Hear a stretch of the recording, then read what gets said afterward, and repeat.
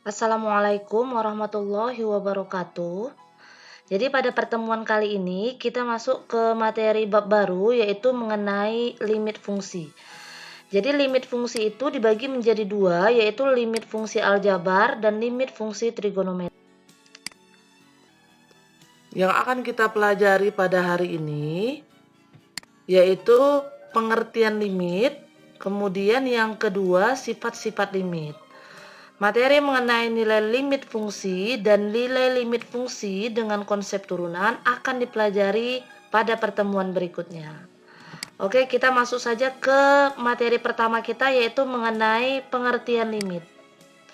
Jadi secara bahasa, limit itu artinya mendekati atau hampir.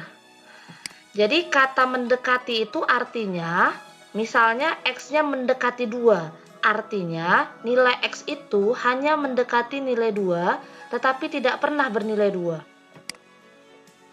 Suatu limit fx dikatakan mendekati A itu dapat dinotasikan dengan limitnya itu disingkat dengan lim, X mendekati A ditandai oleh tanda panah, dari fx adalah fungsinya, dan A itu adalah hasil limitnya. Jadi kira-kira pengertian limit itu adalah seperti ini dan bentuk umumnya itu seperti ini. Untuk lebih memahami lagi mengenai pengertian limit, kita lihat tabel berikut ini. Jadi di sini ada sebuah fungsi fx yaitu fungsi garis lurus x tambah 1. Pada saat x mendekati 2, maka nilai-nilai yang mendekati 2 dapat kita tinjau dari dua arah, yaitu yang pertama nilai yang mendekati 2 dari bawah, kemudian yang kedua nilai yang mendekati 2 dari atas. Nilai yang mendekati dari 2 dari bawah, misalnya kita ganti X-nya dengan angka 1. Kalau X-nya diganti 1, berarti 1 tambah 1, Y-nya adalah 2. Kalau X-nya 1,5, berarti 1,5 tambah 1, 2,5, dan seterusnya. Jadi titik-titik 3 ini adalah nilai-nilai X dan Y yang nilainya paling mendekati 2. Misalnya 1,999 dan seterusnya. Kemudian yang kedua, kalau misalnya didekati dia dari atas. Ini, misalkan didekati dari 3, kemudian 2,5, 2,1, 2,01. Jadi titik-titik 3 ini tak berhingga banyaknya, yaitu bilangan-bilangan yang mendekati 2 dari atas. Misalnya 2,001, 2,0001 dan seterusnya. Jadi, limit itu dibagi menjadi dua bagian. Yang pertama disebut limit kiri, ini dia, yaitu yang mendekati dari bawah. Kemudian yang kedua limit kanan, yaitu yang mendekati dari atas. Jadi jika tabel ini kita ubah dalam bentuk koordinat kartesius, kira-kira gambarannya akan seperti ini. Nah, ini dia. Tadi fungsinya adalah Y sama dengan X tambah 1. Jadi pada saat X-nya 2, maka nilainya akan mendekati 3. Jadi kalau dia limit kiri, dia akan mendekati dari bawah di sini dia. Ini mendekati dari bawah. Kalau dia limit kanan, dia akan mendekati dari atas. Jadi garis putus-putusnya itu makin dekat ke angka 3.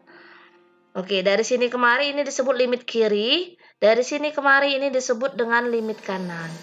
Jadi secara matematis, nilai-nilai fungsi fx sama dengan x tambah 1 yang ini, fungsi garis lurus ini, mendekati 3 pada saat X mendekati 2 dapat dinyatakan dalam bentuk limit. Jadi limitnya X mendekati 2, fungsinya X tambah 1 yang ini, maka hasilnya mendekati 3. Inilah dia hasilnya yang mendekati 3. Oke, setelah kita belajar mengenai pengertian limit, kita lihat yang kedua yaitu mengenai sifat-sifat limit. Jadi yang pertama di sini, limit X mendekati A dari fx, kita ganti fx-nya dengan C atau konstanta, maka hasilnya adalah konstanta. Yang kedua, limit X mendekati A dari fx, fx-nya kita ganti X, maka hasilnya adalah A. Kemudian yang ketiga, limit fx ditambah gx, ini operasinya tambah atau kurang, maka limitnya dipisahkan. Yang pertama sama yang kedua sesuai dengan operasinya. Begitu juga kalau operasinya kali, limitnya juga dipisah. Begitu juga kalau operasinya bagi yang nomor 6, maka limitnya dibagi atas dengan bawah. Yang kelima, kalau ada koefisien di depan fungsinya, maka koefisiennya bisa diletakkan di depan limitnya. Inilah beberapa sifat-sifat limit. Kita lihat sekarang contoh soalnya yang sejalan dengan sifat-sifat limit. Jadi di sini ada 3 contoh soal. Limit X mendekati 8 dari 3X kuadrat, limit X mendekati 4 dari 4X kuadrat tambah 5X, limit X mendekati 3 dari X per akar X kuadrat tambah 7. Kita lihat penyelesaiannya satu persatu. Yang pertama, kalau limit X mendekati 8 dari 3X kuadrat, karena ini ada koefisiennya, maka koefisiennya diletakkan di depan. Yang ini limit X kuadrat, masukkan X-nya di sini mendekati 8. Karena ini ada kuadrat, maka kuadratkan. 8 kuadrat 64 kalikan dengan 3, 192. Yang kedua, limit X mendekati 4 dari 4X kuadrat ditambah 5X. Karena ini ada tanda tambah, maka pisahkan limitnya. 4 dikali limit X kuadrat, kemudian ini juga karena ada koefisiennya dipisahkan 5-nya di depan, 5 kali limit X mendekati 4 dari X. Ini gantikan dengan 4, kemudian dikuadratkan, ini dia. Kemudian ini limit X, tadi pakai sifat yang kedua, maka hasilnya jadi 4.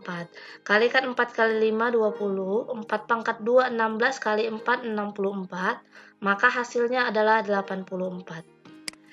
Yang berikutnya,